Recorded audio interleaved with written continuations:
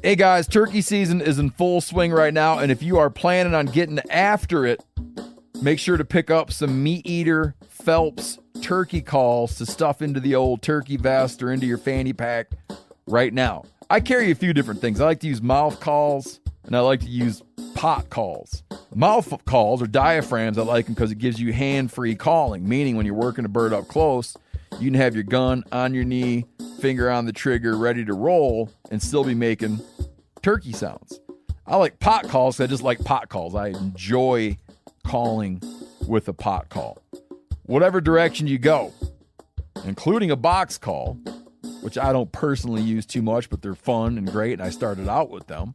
Yanni, on the other hand, one of my main turkey hunting buddies, he loves box calls. And what's funny is I'll now and then look to him and give him the look that means get out your box call and find us a turkey. So it's not that I don't like him. I just have Yanni use his. Then I don't have to carry it. Go to Phelps Game Calls. Get calls that are made in the USA and get calls that'll get them close. Find yours at phelpsgamecalls.com today. Hey, this is Tyler Jones, and you're listening to another Big Buck Breakdown from the Element Podcast.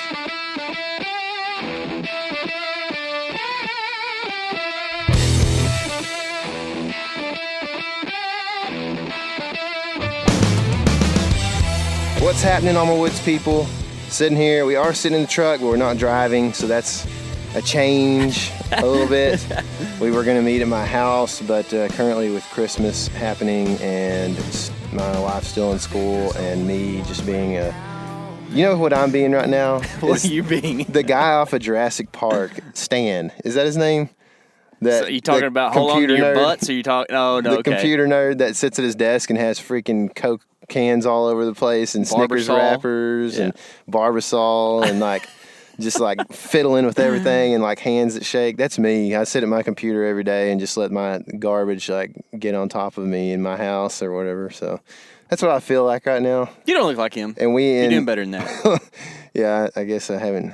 I got to work out this summer, so it gave me a head start on that body physique. But yeah, that's what I feel like right now, and that's why we are meeting in a truck elsewhere, because my house looks like his desk.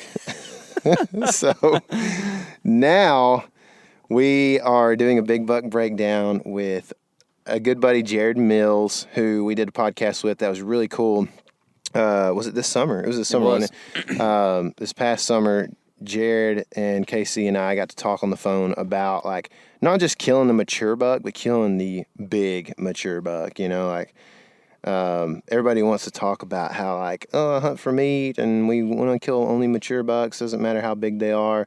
But in all honesty, like Jared's buck from this year, I don't know, was he like 5 or 6 years old maybe?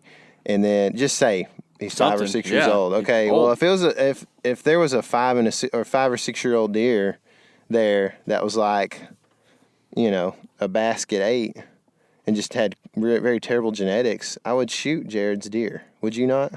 Of course. So like, I mean, there's something to be said about big deer, right?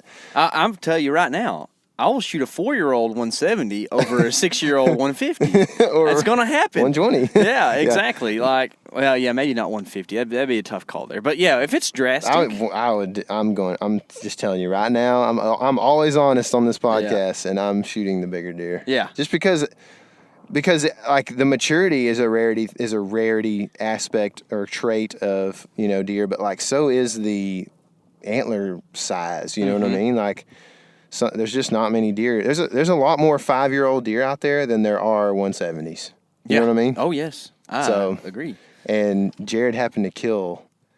Meets both of those requirements. one that meets probably both those requirements. It's a huge deer, so we're going to interview him about that here in a second. But we have been doing a little deer hunting. We have been shut out. Little deers. We've been doing a lot of deer hunting for our little deers. And I'm actually going to check two trail cameras today.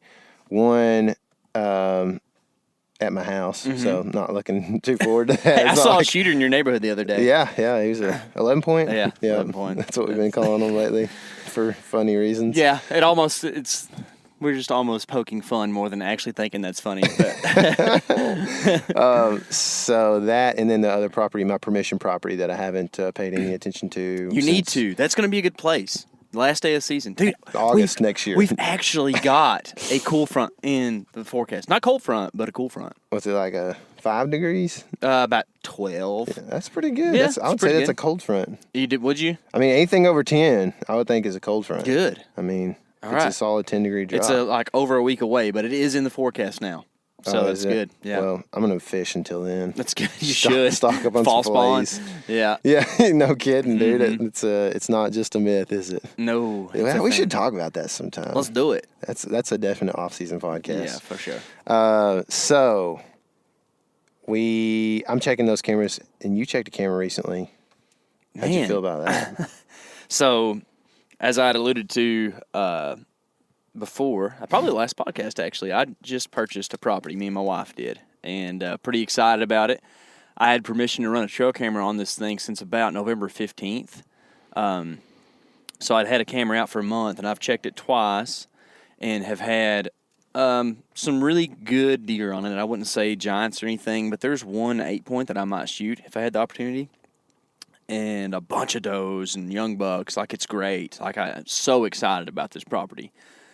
So I was like, well, it's getting the late season. I'm running a little corn over there. Let's go over there and check this camera to see what's been going on the last couple days, because I might hunt there soon, because we officially own it now.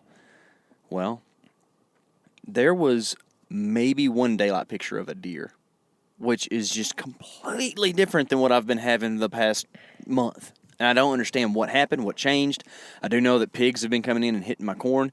So next year I'm going to do my best to not be relying on corn and have more other types of food on the property. But, man, I was just disappointed, because we talked about you and I going over there and hunting and doing a cameraman setup thing. And I texted you, and I was like, dude, don't even worry about it. It's not worth it right now, which I hope it changes. Yeah. Man, I was looking a few years ago at a piece of property, and I just couldn't afford it. I should have bought it, but in a good spot, good neighborhood as far as like deer go, and just timber around here.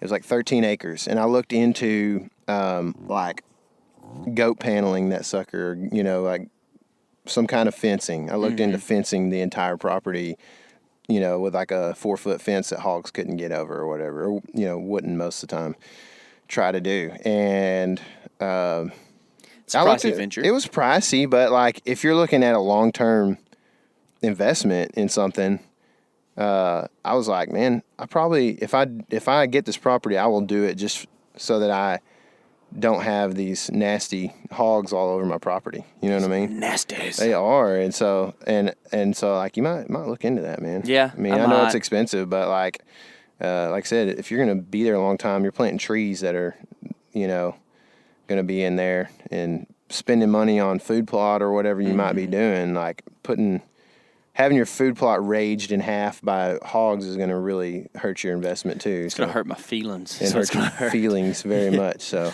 might look into that. But the hogs are just ridiculous. Yeah.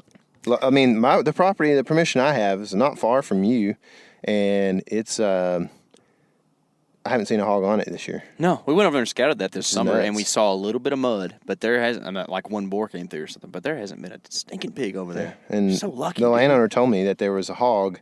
He had seen a big boar over there, but since running cameras in like July, I haven't seen a single hog over there. Was it a potbelly? Came off of it might have been. It definitely door. could have been. But I also haven't seen a deer in daylight since August, or a buck in daylight, a shooter buck in daylight since August. So that's why I stopped messing around over there. It was very frustrating, and I would love to shoot a doe over there, but we may have discussed this, but like the Thanksgiving season is not ideal for opportunities at does for me. And it was hot, I think, on Thanksgiving as well. Yes, it was. So anyway, frustrating time of year, and I think Jared has a pretty good bit of advice with us in how fast your season can change. Let's just let him uplift us right now. Let's do it. All right, so now on the phone we have Jared Mills with Midwest Whitetail. What's happening, buddy? Not much. How are you guys? Doing well.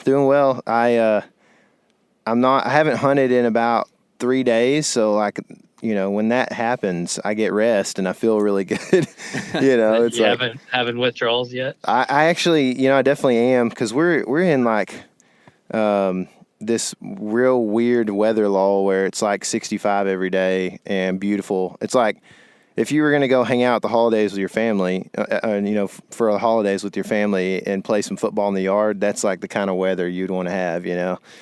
But or baseball for you, right? That's right. Yeah. Yeah, that's exactly right. Y'all do wiffle ball and stuff? Oh man, it's been a while, but Yeah. I'll probably throw my arm out right now if I try to do that. Yeah. Man, I played a little baseball in high school. I didn't play at the level you did or anything, but I enjoyed it, and we have been pulling out a wiffle ball the last few times my family's getting together, and we have this fence, and like we do a home run derby, man.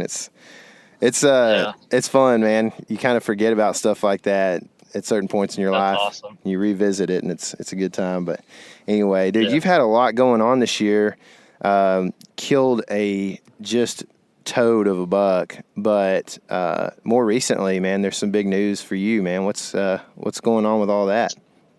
Yeah, my wife and I just this past weekend, so she's 5 days old now. We just had our first little girl, so our first child, and we're living that new parent life. No sleep. We got to figure out how to switch her to the sleep schedule so she's not sleeping all day and up all night. Yes. But it's awesome, man. Being a dad is probably the coolest thing I've experienced. She's super sweet, and she's the center of our world already. Sure, man, that's cool.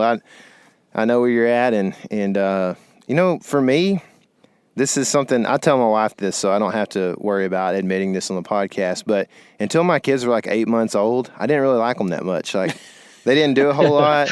They were always like needing things, and they do at 8 months old too. But they really start to interact with you at that age, and like, man, it's the best thing in the world when they start kind of smiling at you and thinking you're funny actually, and all these different things. Man, it's cool. Yeah, I'm looking forward to that. We're still just so in awe of the whole the process of it. It's just such a crazy process. We're super fortunate that everything went really smooth. It's about as smooth as you could ask for, and baby girl's super healthy and doing good. So it's awesome, but it's just such a crazy process. Yeah. As you know. Oh yeah, dude. Oh yeah, man. Well, cool.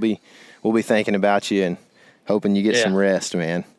Yeah, appreciate it. So on the other end of the spectrum, you've got you actually killed something, and it was like, you just make me sick sometimes, man.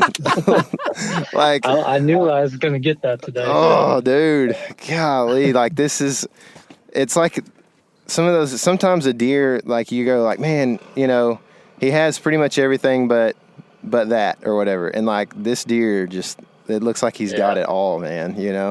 Yeah, he was awesome, and I'll be the first to admit there's a lot of luck involved. And, we'll get into the story here in a little bit, but yeah, he was a really cool deer. Yeah, dude, I was, watching the video, just the whole thing, the whole experience, and like I should draw an Iowa tag next year, but who knows if that actually happens, but I'm supposed to. So if that is just like a hype fest. Was watching your video. It was just like, I was like imagining myself being in that tree, just thinking, oh, that's just so cool. But, I watched it, but for the listener, like, how did this all play out? Is there any backstory there? Was this on the new farm that you bought, or this was on a different place, I guess, wasn't it? Yeah, this was a brand new spot that I just had permission on, and really, to your point, the backstory starts, well, I think it was the last time we were on the phone together is I had a trailer in tow and was moving 2 hours away from, all my other hunting ground and all that. So I was in the position of trying to find new properties and basically start over since I couldn't hunt the properties I was used to hunting besides the farm I own. But now that was 2.5 hours away from where I currently live. So this was just a farm that I had got permission on late. It was October before I got permission. Our season starts October 1st. The first time I stepped foot on the property was October 12th. I was going in to hunt and found out that it was flooded. There's a river, and we had so much rain and flooding and whole bottom bean field was flooded, so I didn't even hunt that night. I just kind of walked around and looked at stuff. But that's kind of where it starts. Is the story of this deer was just just the trials and tribulations of finding new ground to hunt. Mm-hmm. And this property, and I don't want to call it an average piece of property because I know across the country that's not a fair comparison, but for Iowa, it's a very average, mediocre property. Mm-hmm. There really was not much to it at all. It's essentially a big agricultural bean field, and there's some good surrounding timber, but not on this property. This property had very few acres of timber or cover in general. So I knew it had potential just because of the neighborhood, but I just didn't know how huntable this farm would actually be. I figured you had to either get really lucky and the right buck had to be cruising at the right time that you were there, or had to be a late season hunt and they would come out to feed in the bean field, one of those two. And Mm-hmm. it was the first option that ended up working out. So like I said, the first time I stepped foot on the property was October 12th. Didn't hunt that night, checked things over, came back a few weeks later. I don't remember if it was late October or early November, but that was my very first hunt on the farm was that time frame, and did a hanging hunt and tried to set myself up in a spot where I could see a lot just so I could cover the whole bean field and be able to call to something. And the other key spot, or the key thing about this spot, was I chose a tree that allowed me a calling opportunity. And by that, I mean the deer could not get downwind of me. I mentioned there's a river that goes through the farm. It was set up literally on the bank. If I would have dropped my grunt call or something, it would have landed in the water. It was right on the bank. So it was impossible unless the deer was going to swim across the river. It couldn't get downwind of me. So it's set up perfect as a calling tree. And that was the main reason I did it. I didn't see much that hunt, but then November 12th, I came back to the farm. And keep in mind, too, I was running a couple trail cameras, and I didn't have any shooters on camera on this farm yet, but I still believed it had potential just because of the neighborhood. So November 12th, came back in. Brad and I got in there early afternoon and went back to the same exact tree that's on that riverbank. By this time, leaves had fallen off, but this tree was a pin oak, so it held its leaves. So you look across a whole bean field, and there's one little tree with cover, and it was the tree that we were hunting out of. And when I say we were not high off the ground, I mean, literally you could have jumped up and touched the platform from the ground if you wanted to. Wow. We were so low to the ground, but that's just because the tree was so small, so we couldn't get very high, and we had plenty of cover, so we didn't have to get real high. Mm-hmm. So it was a pretty cool tree. It was pretty unique. But the hunt started off really fast paced. We got up, got set up, and as you know, with cameras and all that, it takes a long time. So I would say it was probably 2:30 by the time we were fully settled. And not a few minutes later, we had a doe come running around the corner to us. And you could tell she had been chased for a while, tongue hanging out, and there's a little 1.5-year-old buck right on her tail. And they went right underneath us and kept going past us. And it was, just picture perfect. Hot doe, run right by you, don't get your wind, don't get anything like that. And it was early in the afternoon. We were thinking this is going to be perfect. There's got to be something else get on her trail. So I spent most of the evening, watching that trail where she came from. And probably 20 minutes later, another buck nose to the ground right on her trail, went right underneath us. It was cool having deer go underneath you when you're not even 10 feet off the ground. Yeah. So that was pretty cool. But then things slowed down a little bit. Seen a couple does here and there come out, and it was a little after 4, probably 4:10, 4:15. We had some does come out in the field, and the interesting thing about this spot is both times we hunted here that night, November 12th when I killed in, the first time I hunted the farm, the does would come out probably 50 to 75 yards from us, and they would march straight across the bean field and not even feed in the beans we were in. And they'd go to this little path where I parked my buggy, and they'd walk right past the buggy and go feed in a different bean field, just like clockwork. They just, a beeline across the field, did not care one bit about the beans that we were hunting. So it was kind of interesting. I don't know if it's because they're flooded or what it was, but for some reason they just did that same thing 2 nights in a row. So these these does go across the field just like that, walk right past the buggy, and a couple minutes later, a solid 3-year-old buck comes out 200 yards away and gets on those doe trails and goes right after those does. And this wasn't a shooter, obviously, but I grunted at him because it was a little bit windy that night. I grunted at him. He was 250 yards maybe upwind. I just wanted to see how far that sound would carry, so I would know if I did have a shooter do that same thing. I kind of knew what I needed to do to get him to hear me. If I had to rattle or grunt or whatever. And it was clear this deer didn't hear me grunt, or at least I don't think he did. It was just too windy and he was too far away. So that taught me something. For 5 minutes later, when the buck I killed stepped out in the same exact spot, he got on those dose trails, and I knew I couldn't just grunt at him. I had to actually rattle at him to make more noise to get him to hear me. Luckily, he kind of stopped and started doing some lip curling and all that. He didn't beeline right for the does yet. Gave me a little time to get the rattling antlers out. And I hit him as hard as I could, and he heard it right away. And this was one of the coolest things about this hunt, was reading this deer's body language when I rattled to him. He knew that he was a long ways directly upwind.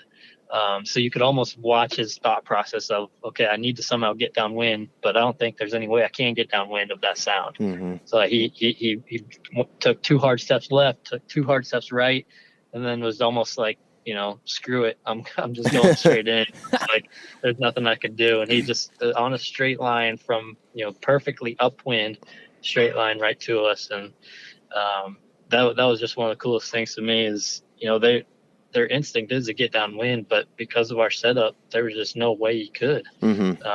Would have had to go a long ways out of the way and cross the river and all that. So that was pretty cool to watch. And it took a long time for him to get to us. He took some hard steps, but the rest of the way he just walked.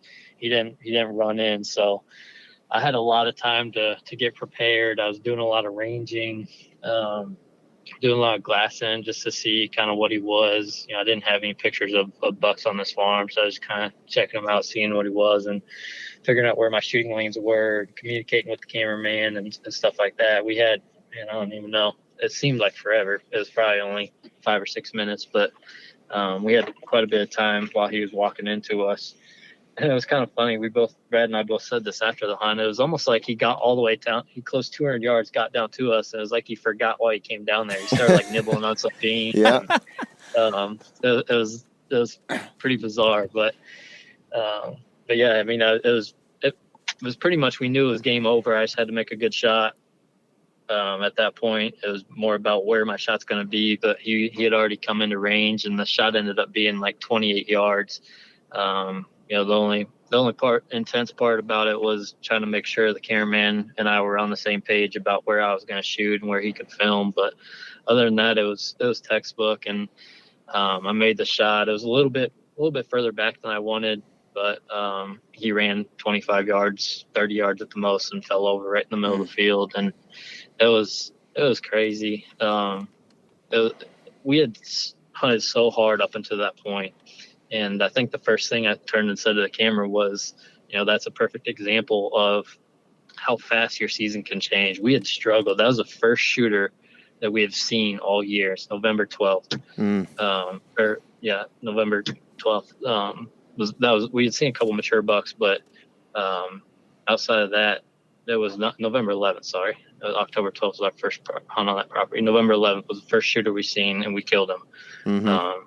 It was just crazy. It was a year like I haven't experienced before.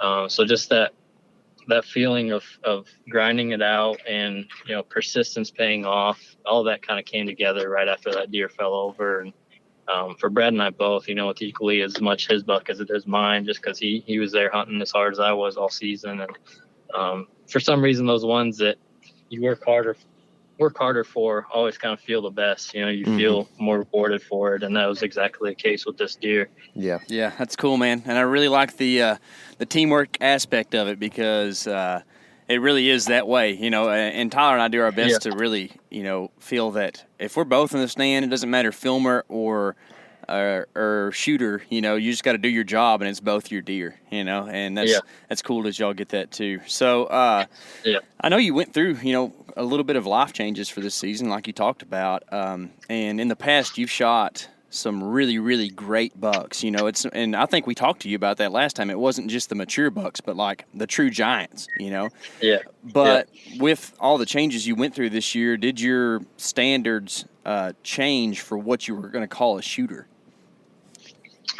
That's a good question. I didn't feel like they did.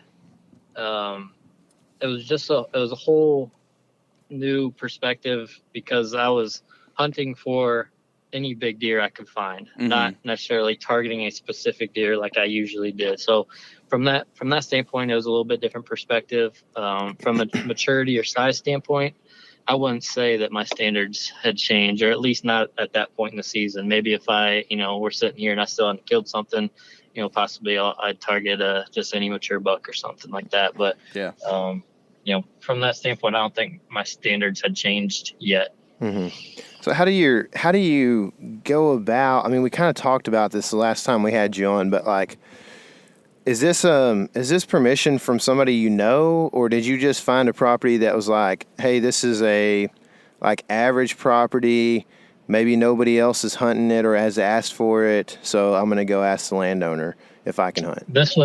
This particular farm was someone I knew. It was just he's a hunter too, but he owns a lot of really good properties, and this was more of a investment property for him. It was just like I said, a big ag field mostly. I mean, he didn't buy the farm for hunting; he bought it just for the return on the investment, just from having that income from ag. So no one was hunting it, and I was pretty desperate for anything. So any little property like that, even though it wasn't anything special, I was at least going to put some time in to figure it out. So that's where this one came from. No one was hunting it. We didn't really know. We knew there was probably going to be mature deer going through the farm. Didn't know what caliber, but that's how I got permission on that one. It wasn't door knocking or anything. I got you. Yeah, and I'm really intrigued by your use of the river, because we hunt a lot of properties. A lot of them that are public around here that have water bodies on them, whether that's creeks, rivers, lakes, whatever. And a couple things. Like, first of all, how do you determine where that stand tree is on the water body so that you can, play the wind like you were talking about? And then secondly, a lot of the footage I've seen, especially from the Midwest, show deer like totally disregarding boundaries or water bodies as boundaries and swimming or walking through a river or whatever. So how is there like a certain size of a water body that tells you like, hey, deer aren't going to cross this, or how does that work? So I'll answer the second part first. Okay. It's called a river on a map. But this was more like a big creek, and I know I could see the crossings. We were set up close to one, so the deer do cross this a lot. I know that it's nothing. They cross it like it's nothing. But unless they really have to, I don't think they're going to. Like, if they're already wanting to be on that side and they don't have a reason to, I don't think they're going to. And that's what made this a calling stand. But at my farm that I bought or that I own, it's a couple hours away. It's on an actual river, a bigger river, and they still cross that thing like it's nothing. Even when it's high, you can see fresh tracks going across it, and they have no regard for it. To your point, I mean, you're exactly right. So, the reason I picked that tree is the way the river bends right there. Made it a good spot. It kind of made an S curve, so it created a couple little peninsulas of small cover. And so if a deer was to cruise the river like they do a lot, he was going to have to go by this tree or in front of this tree, because like I said, it's right on the river bank. So I was as close to the river as you possibly could be. So even if he wasn't coming out into the field to feed or something, he was just trying to get from point A to point B of cover, he still had to go by this tree if he was on our side of the river. Gotcha. So you're on the outside point of the river. And yes. Yep. Cool. Yep, the outside of that big S curve. How long were the main beams on this deer? Both were just over 26. Oh my goodness. Golly, dude. I was like, that was the first thing I noticed. Because I don't know why. That seems to be like when I see a deer with long main beam or above average main beams. That's the only thing I can think about is like how long are those things? That thing, and it carried its mass so well too, man. I know he was sneaky big. Like what did he score? When I shot him, he went 170 on the dot without that brow tie, and he has a broken brow. If his brow was the same as the other side, he'd be like 177. Oh my gosh! But that's the thing. He's sneaky big. You watch that deer come across the field, or at least for me, I would have never guessed that's a upper 70s type deer. Even when I shot him, when I got on the ground and lifted his head up, then I knew it was a lot better than I thought. But just from the mass, you didn't get it. I feel like he was a deer. You couldn't appreciate the mass and how well he carried it in the video compared to when you actually got him in your hands. Yeah, golly, man, that's crazy. It's crazy. Awesome deer. Congrats on that. Congrats on your new baby. And thanks, man. It's been a good year for you, man. It has been, and like I was saying, I don't know if I'm done hunting for the year, if I'll get out again, but hopefully can make it even sweeter and capitalize on a late season buck too. Yeah, for sure, man. Well, good luck with that, and we'll keep in touch. Thank you, guys. I appreciate it. Always a good time. Yes, sir. We'll see you. Well, as much as I want to have confidence, it's not Iowa where we hunt. And Jared even said it. No, he knows. I mean, but it's cool, man. And the thing is it's all relative. Yeah. If you hunt here on a average property, you still have a chance to shoot a buck. Yeah. You just have to put yourself in that position. Yeah. I'm on an average property. I do have to put myself in that position. You do. I haven't been out there in a while to hunt, but I'm checking that camera. It hasn't been out long. Hopefully there will be something that gives me a sign, and if that's the case, I'll probably be out there this afternoon. Oh, nice. So I hope you do. Yeah, I'll see. I'm not going to try to go waste my time on a 60-something degree day, but in December. But it's cold this morning. We should have been hunting this morning, but whatever. Yeah, I didn't know where to go, and honestly, it felt pretty good to sleep in, especially since I didn't go to sleep till kind of late last night. So, but yeah, so there's that. We are doing another giveaway, but it's not for reviews on iTunes or anything like that. Although you can leave us those. Yeah, you can for sure. But we said that we wouldn't do any more giveaways for those for the rest of the year.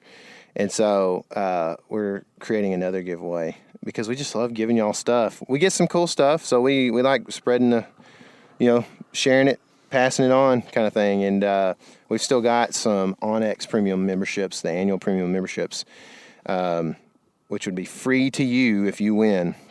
We're gonna do that when we hit 1,000 YouTube subscribers, which we're on the way to doing that really quickly. It's like 100 more, right? Less than that. Ooh. Yeah.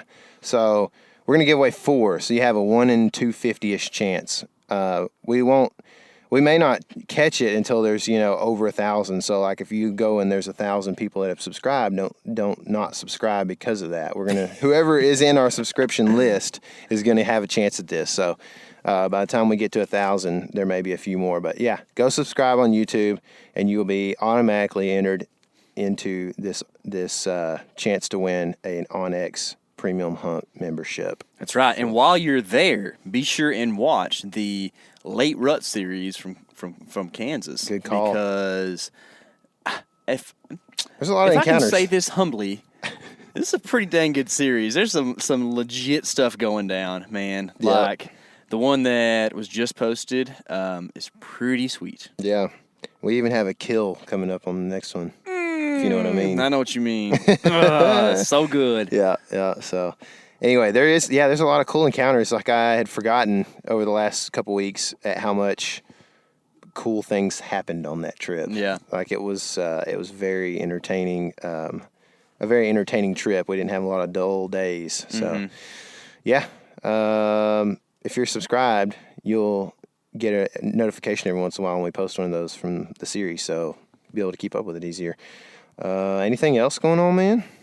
That's it, man. Just trying to figure out how to kill a deer in the last little bit of season. Yeah. To be honest, I was driving here today, and I was thinking, I was like, I did not think I would be where I'm at in mid-December right now. Whenever this season started. We basically are laughing at ourselves from October.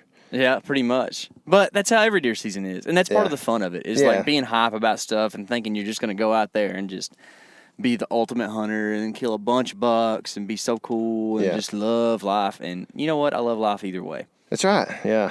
But I definitely haven't killed the like 6 bucks that we thought we were going to at this point. No, we haven't. Man, yeah. I'm looking for those 11 points right now. Mm-hmm. They're in trouble. Mm-hmm. They're in serious trouble. Well, I hope you guys are not giving up hope, and maybe I try to like end with a little encouragement at the end of some of these shows, but you could send some encouragement our way too. That's right. we need somebody to be like, hey, y'all don't give up because y'all can't, because y'all are just too cool to give up. Yeah, that's right. And you know what? If you are sitting at home with a ice chest full of meat, realize how blessed you are. Yeah, for sure. Because there's a lot of people who go with all their tags unfilled and don't even get a chance to hunt very much. So not a guilt trip by any means, but if you do that, you're a lucky fella or a fellerette. Well, isn't that what we cited the fillet? Fillet, yeah. Lucky fillet. That's it. So you're right, man, because I'm sitting here and I have killed a deer and I have 0 meats. So it's a rough time of year. Christmas may be thin around our house. You could have made barbacoa. Could I? Cheek meat and stuff. Yeah. Cheek meat? So traditional I don't barbecue. know if that deer had any cheeks left, dude. Really? Yeah, it was sunken in the face. Oh, sure. That's true. Yeah, but anyway, send some love our way. I'll send it back right now. God bless you guys, and remember, this is your element. Live in it.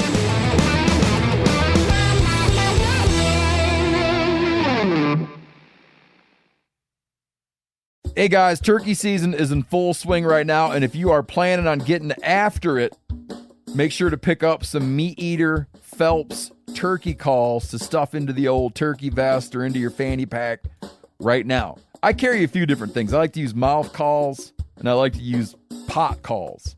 Mouth calls or diaphragms, I like them because it gives you hand-free calling, meaning when you're working a bird up close, you can have your gun on your knee, finger on the trigger, ready to roll, and still be making turkey sounds.